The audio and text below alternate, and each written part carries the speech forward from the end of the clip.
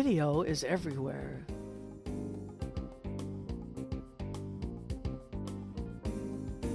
Video speaks to everybody.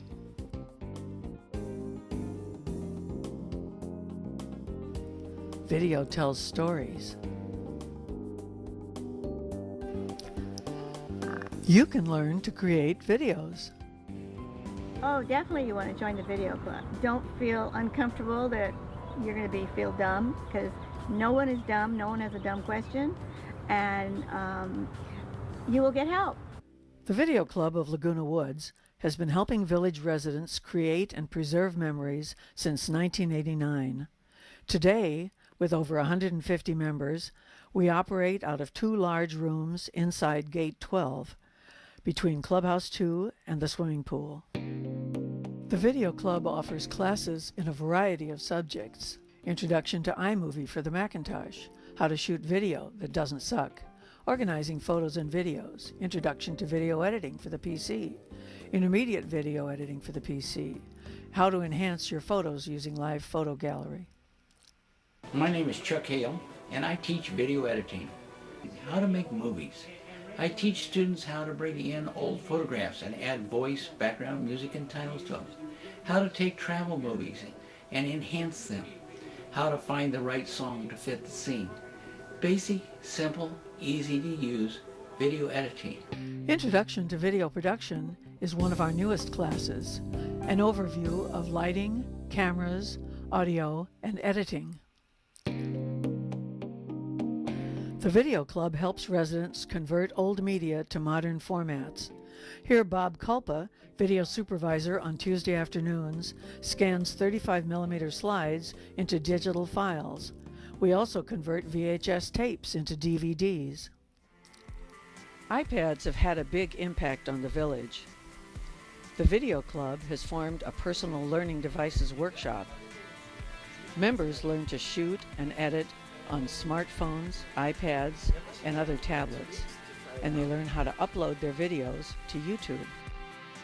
The Video Studio provides professional equipment for advanced video projects. To join in, come to the studio forum. Green screen is one of many video effects we learn to do. Lucy and I are practicing green screen. Hopefully we're doing it correctly. At our monthly general meetings, we share information about video with speakers and panels. Stories have power to the extent that your audience imagines themselves in them. So we don't cry for somebody in the story. We cry for ourselves because we imagine ourselves in that situation. At our monthly project days, our members share their recent work and get feedback. Each time, I think zoom in, zoom out, you do all 6 people can use one. Did you use a tripod? At our annual awards banquet, we pick the winners of our short video contest. The Video Club recently celebrated its 25th anniversary. And we're looking forward to another 25. One thing is for sure, we're going to have fun doing it. Come and join us.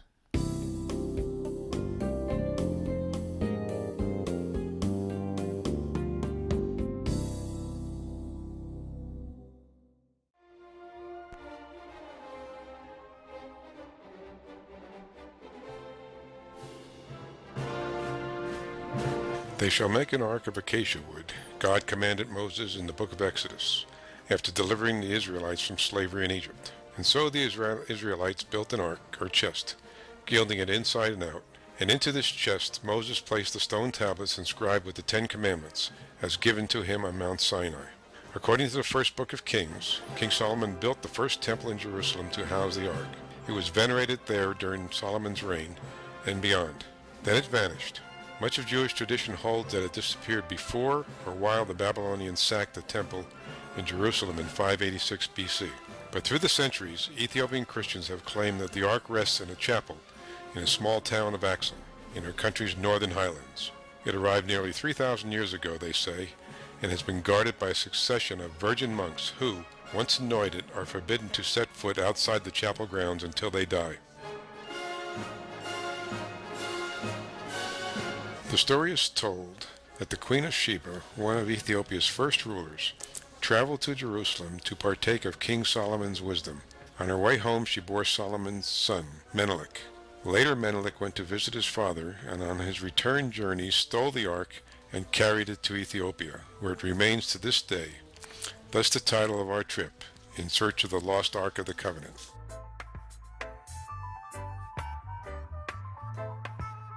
Crowned by high and magnificent mountains and watered by majestic lakes, Ethiopia is a land of 700-year-old churches carved entirely out of rock, towering obelisks, and the Ark of the Covenant. It is a land that was Christian before much of Europe, and yet unknown to Europe for thousands of years. For our adventure, we will be following the historic route through northern Ethiopia.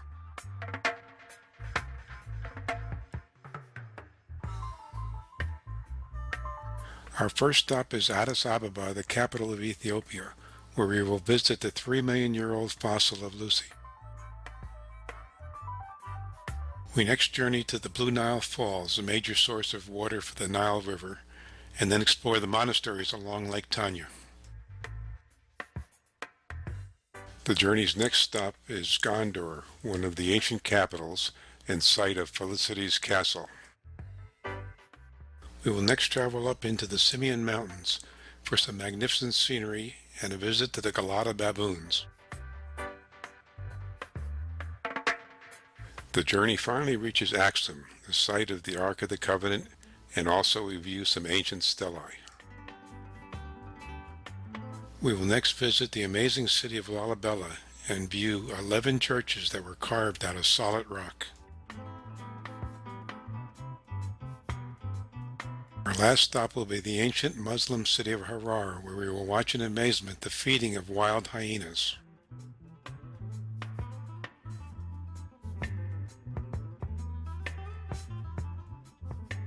We will start our show by introducing the adventurers on our Ethiopian odyssey in search of the lost Ark.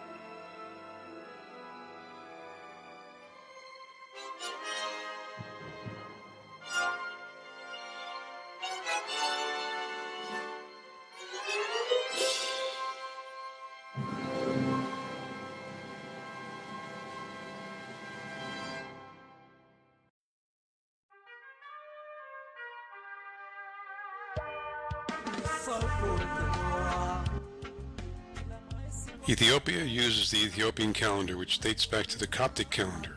They never adapted the Julian or Gregorian reforms. One Ethiopian year consists of 12 months, each lasting 30 days, plus a 13th month of 5 or 6 days. Hence the 13 months of sunshine tourism slogan.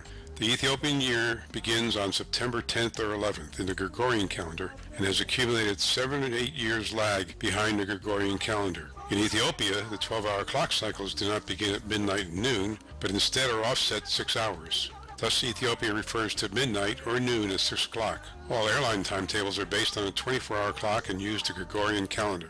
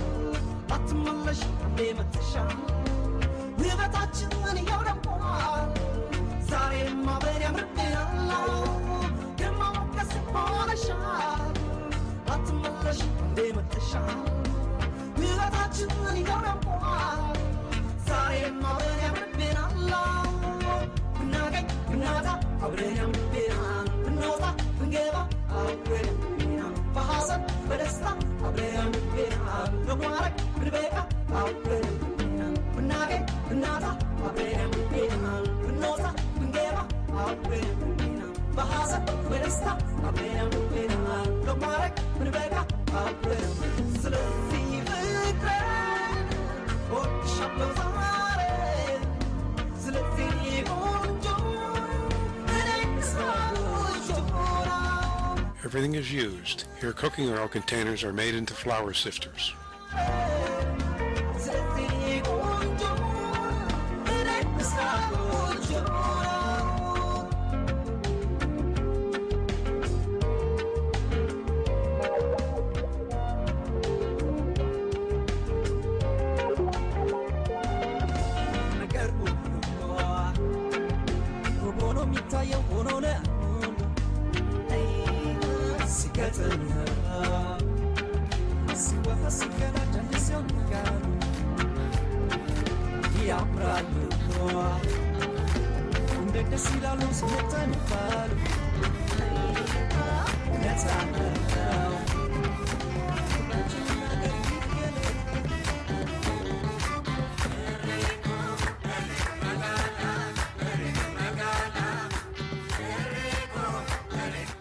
Injera is Ethiopia's national dish.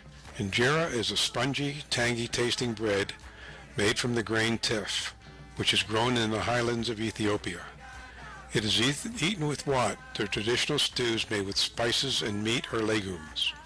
The injera sits directly on a large round plate or tray and is covered with wat, placed symmetrically around a central item. The various wats are eaten with other pieces of injera, which are served on a side plate. You rip a large piece of injera from the side plate and use it to pick up one of the various flavors of wat on the main platter. Cat is a natural and mildly intoxicating stimulant, which is chewed and has been consumed for centuries in many eastern and southern African countries, as well as on the Arab Peninsula. It is legal in Ethiopia. Some of the best cat is cultivated around Harar, and it's exported the same day by truck and plane to Djibouti and Somalia.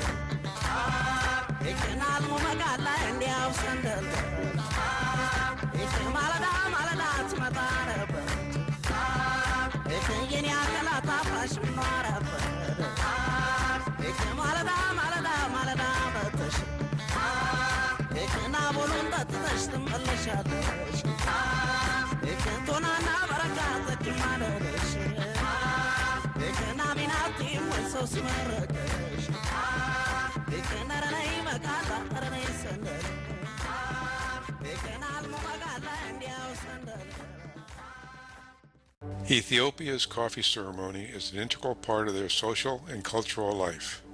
In most parts of Ethiopia, the coffee ceremony takes place 3 times a day, in the morning, at noon, and in the evening.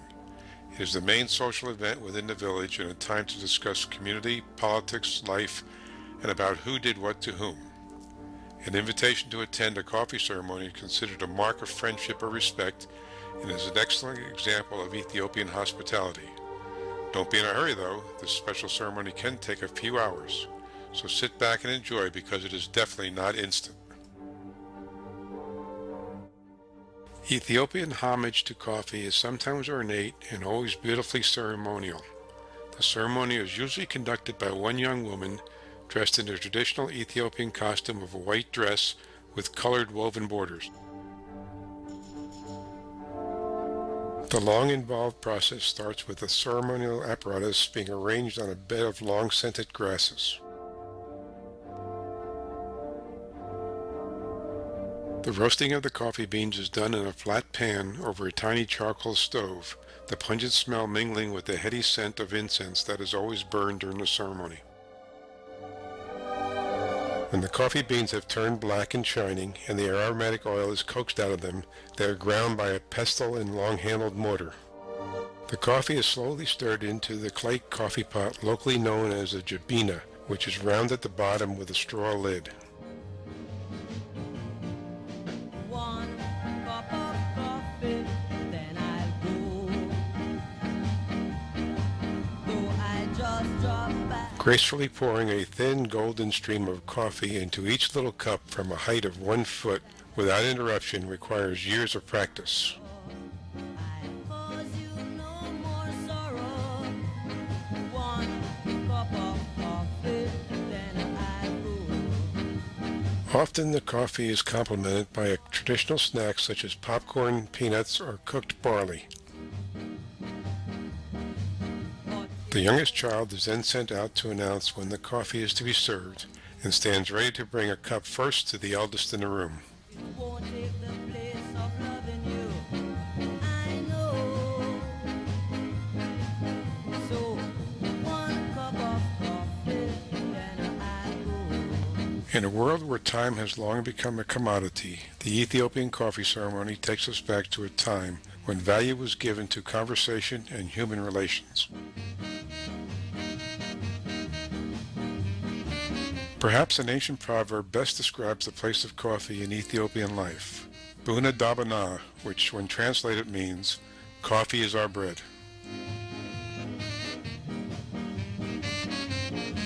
Coffee holds a sacred place in Ethiopia. Just the growing and picking process of coffee involves over 12 million Ethiopians and produces over two-thirds of the country's earnings. The best Ethiopian coffee may be compared with the finest coffee in the world, and premium washed Arabica beans fetch some of the highest prices on the world market.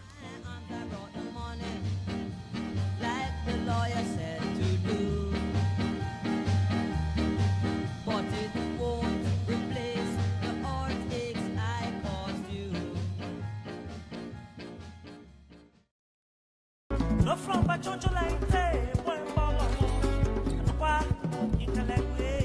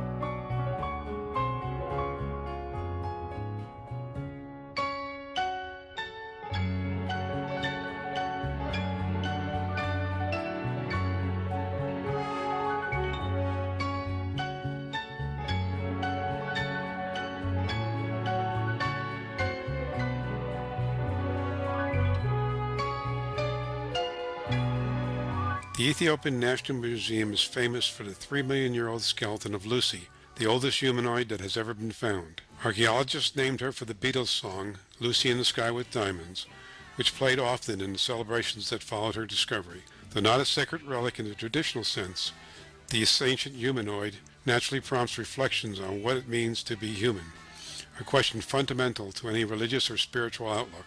Lucy was found by Donald Johnson and Tom Gray on November 24, 1974, at Hadar. After 2 weeks of careful excavation, 40% of a single humanoid skeleton had been discovered. Lucy's skeleton has been dated to just under 3.18 million years old, making her the oldest humanoid ever discovered. Unfortunately, the real Lucy can't be seen in Addis Ababa. Because of the rare and fragile nature of fossils, including Lucy's skeleton, molds are usually made of the originals, which are then used to create detailed copies. The real Lucy is stored in a specially constructed safe in the museum. What we see is a replica skeleton laid out by itself in pieces, showing the 40% that was discovered. Also on display is a fascinating reconstructed full skeleton of Lucy that shows her height and stance. When she was alive, Lucy would have been about 3.5 feet tall and weighed about 60 to 65 pounds.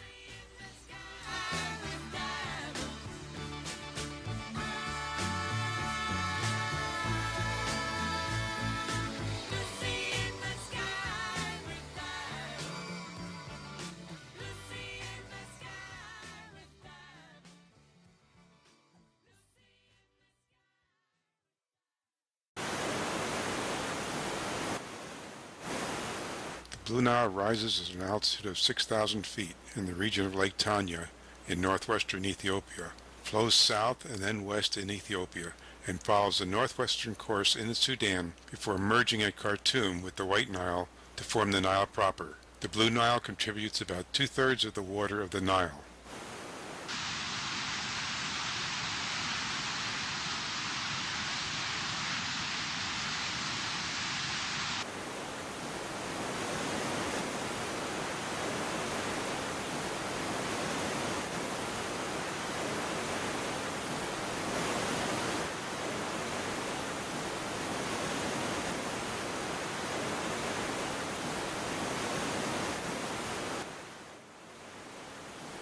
Located on Lake Tanya is a selection of Ethiopian Christian monasteries, which are found on some 20 of Lake Tanya's 37 islands. Most of the monasteries date from the 16th and 17th century and have changed little since their foundings. They are simple huts decorated with colorful scenes from the Bible and lives of the saints. Many have beautiful mural paintings and church crosses, and some house crowns and cloths of former kings.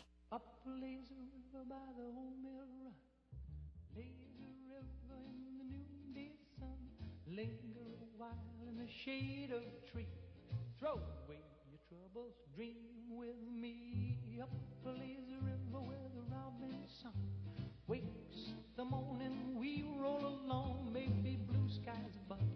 Everyone's in love. Up the lazy river, how happy we'll be. Up the lazy river with me. Up the lazy river. These boats are called tankwas, which are papyrus canoes made by the lakeside people called the Wuito. The boats appear dangerously fragile, but they continue to carry passengers and goods to and from the many islands of the lake.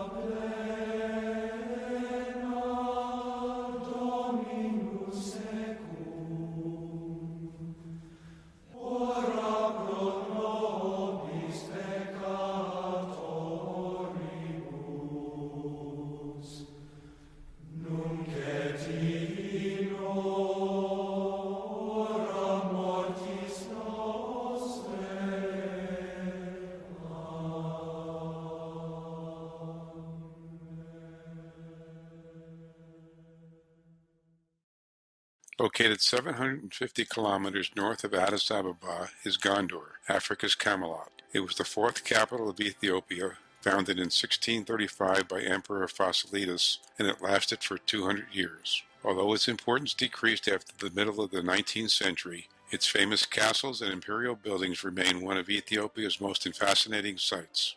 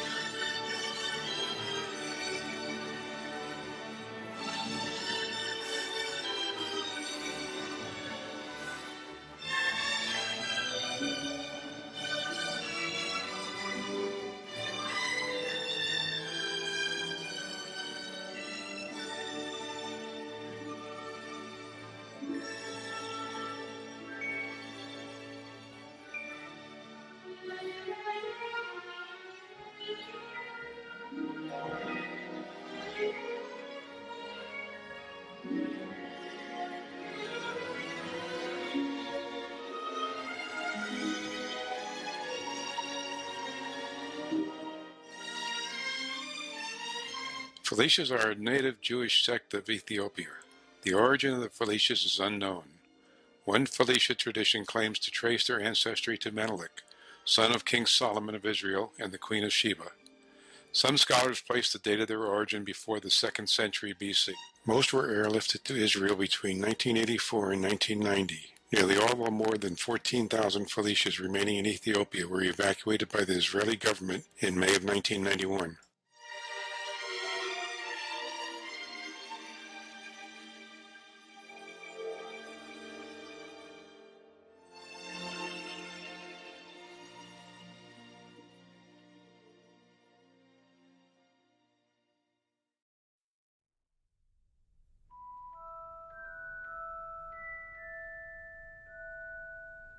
The Simien Mountain Massif is one of the major highlands of Africa, rising to the highest point in Ethiopia, Ras Dahan at 15,000 feet, which is the 4th highest peak in the continent. The park was created primarily to protect the Walia ibex, a type of wild goat, and over 1,000 are said to live in the park. Also in the park are families of Galata baboons and the rare Simien fox. The Simien fox, although named after the mountains, is rarely seen. Over 50 species of birds have been reported in the Simien Mountains.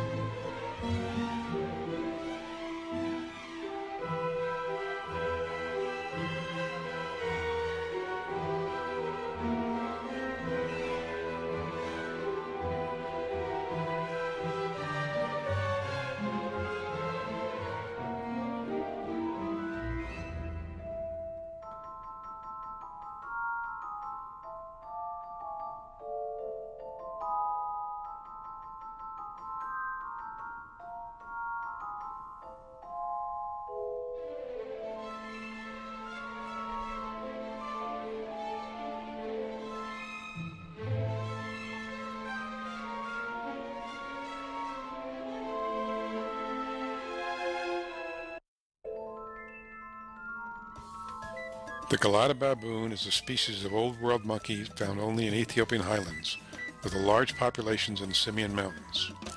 It is largely terrestrial, spending much of its time foraging in grasslands. The Galata lives in small harems consisting of one male, several females, and their offspring. These smaller bands often join together to feed, forming groups of upwards of 350 individual monkeys. At especially good feeding spots, groups in excess of 670 individuals have been observed. I came downstairs and what could be worse? The monkeys was doing a crazy dance. They put buggies in my underpants. I don't know what to say, the monkeys won't do. Don't know what to say, the monkeys won't do. Monkeys dance, then I dance too. Don't know what to say, the monkeys won't do.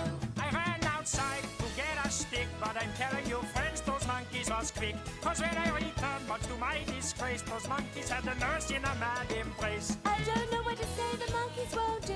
For a nickel, I'll give you a clue. I didn't know your eyes were blue. I don't know what to say, the monkeys won't do. Yes, sir! Woo! Oh, let that thing.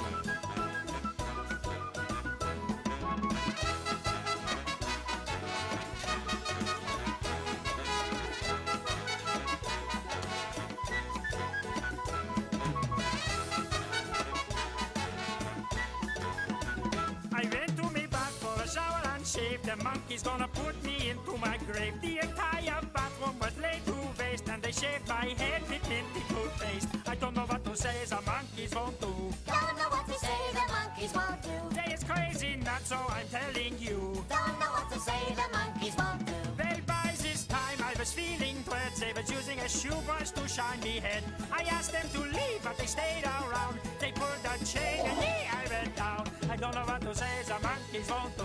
Don't know what to say, the monkeys won't do. Call my lawyer, I'm ready to sue. Don't know what to say, the monkeys won't do. Yes, sir, brother!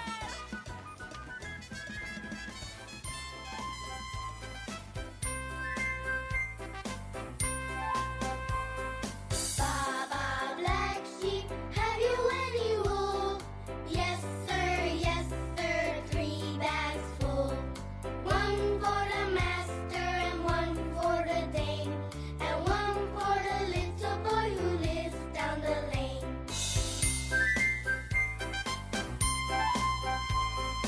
Baba, baba, baba, baba, baba. Baba, baba, baba, baba. Baba, baba, baba, baba. Baba, baba, baba, baba, baba.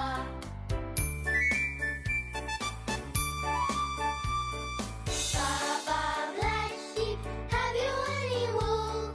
Yes sir, 3 bags full. One for the master and one for the dame, and one for the little boy who lives down the lane.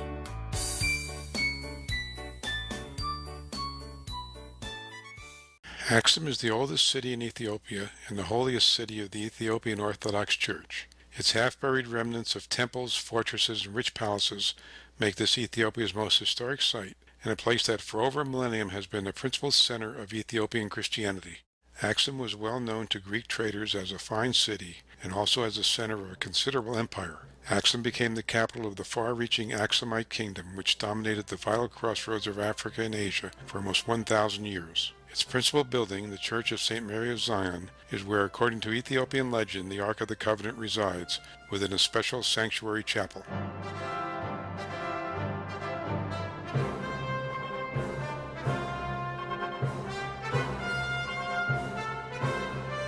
The rectangular old church, seen on the right, is a remarkable example of traditional architecture and was built by the Emperor Fasilides, the founder of Gondor, in 1665. On the left is the carefully guarded chapel in the church compound said to contain the Ark of the Covenant.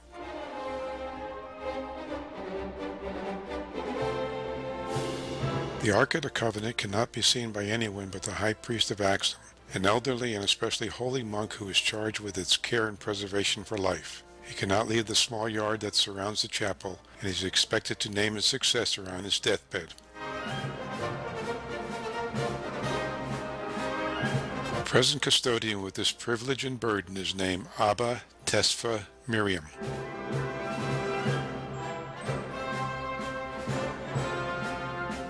The huge new church of St. Mary of Zion was built in the 1960s.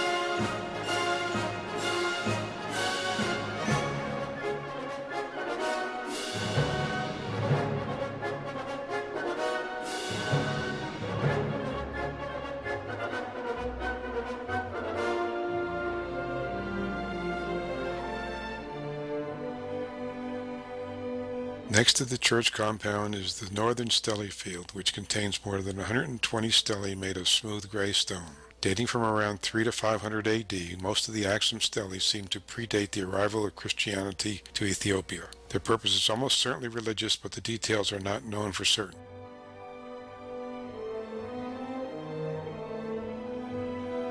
Stelae was most likely funeral monuments for Axum's ancient rulers, who may have been buried in tombs beneath them. Some have altars at the base with grooves cut into them to carry away blood from sacrifices. The stelae is each made of a single piece of granite and stand as high as 82 feet. All the Axum stelae face south and so watch the sun in its daily journey across the sky.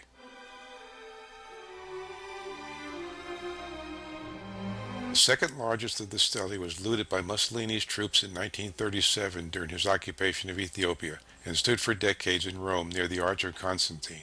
The 160-ton monument was finally returned from Italy to Axum in April 2005. It was shipped in an extra-large plane in 3 separate pieces at a cost of almost $8 million. The transportation company who carried out the task said it was the largest and heaviest structure ever transported by air. UNESCO is now in the process of rebuilding it.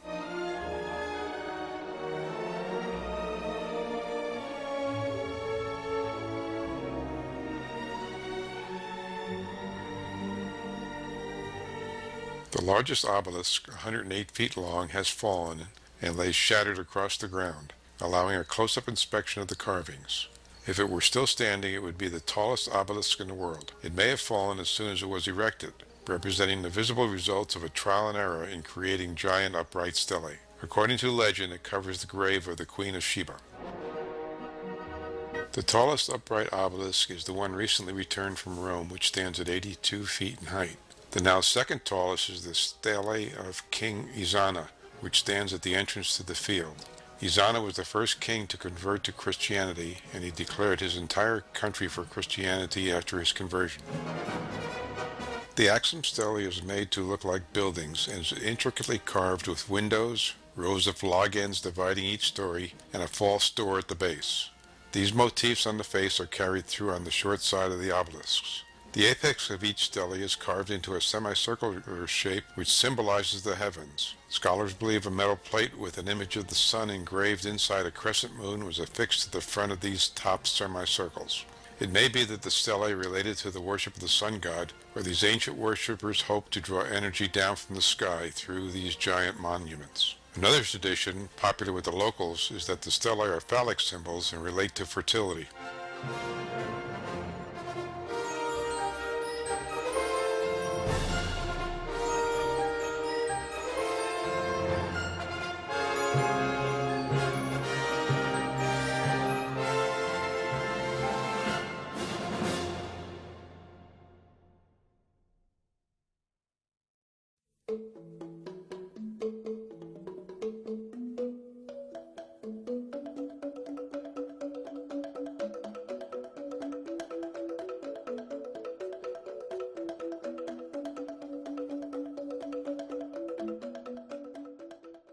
Our first stop in Ubud was the monkey forest. There is a Hindu temple in the middle that locals believe the monkeys protect.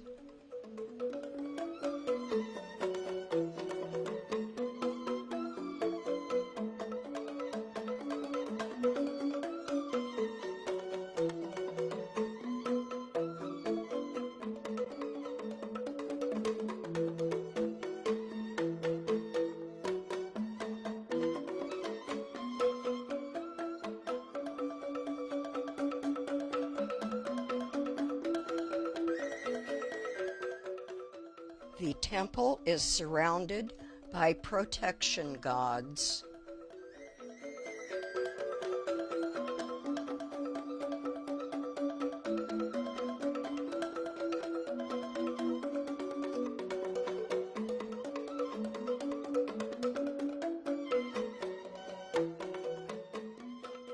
Balinese put out small offerings every day with flowers, candy, money, etc. Also tall poles with banners. They often dress their idols with cloth.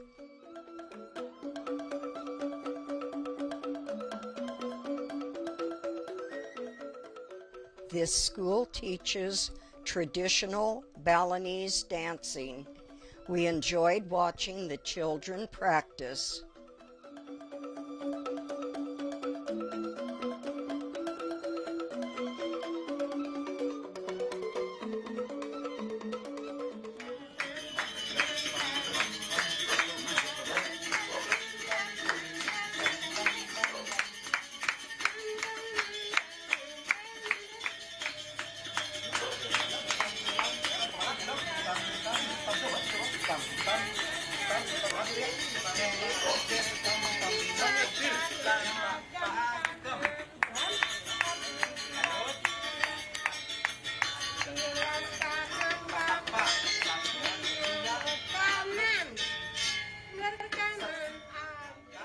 This boy was very good for his age of 10 years.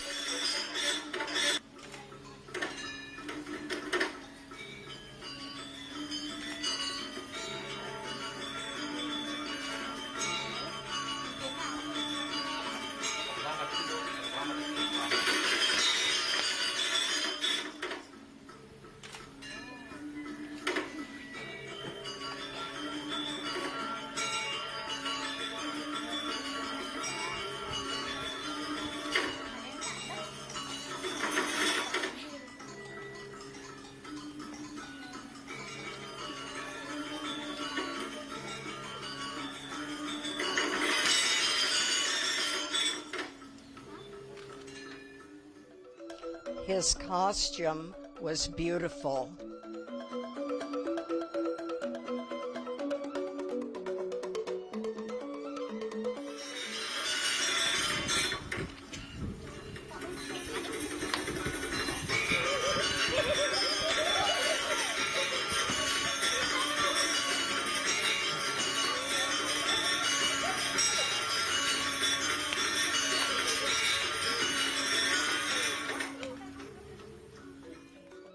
I tried the hat, but didn't dance.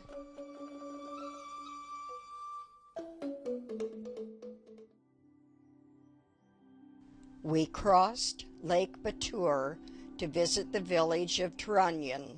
It has a great view of Kintamani volcano.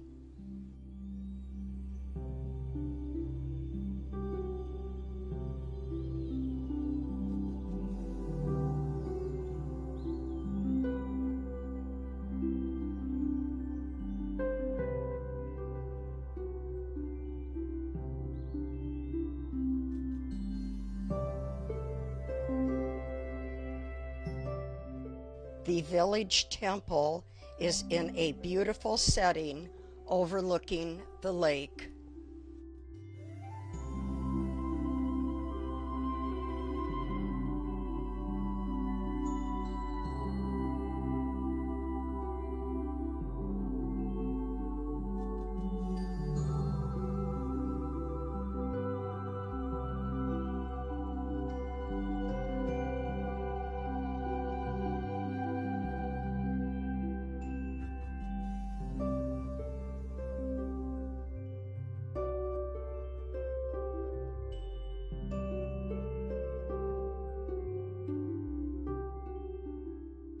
Villagers are of the Aga Bali ethnic group.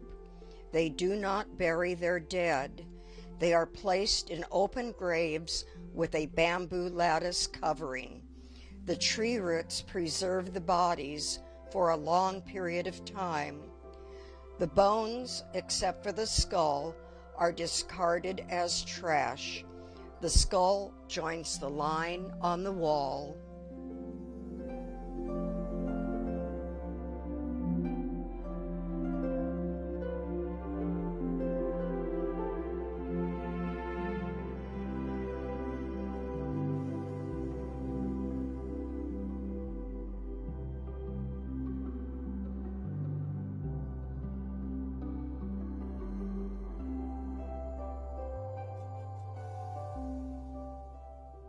Rice fields are planted wherever there is space and water. This woman is harvesting rice in the city.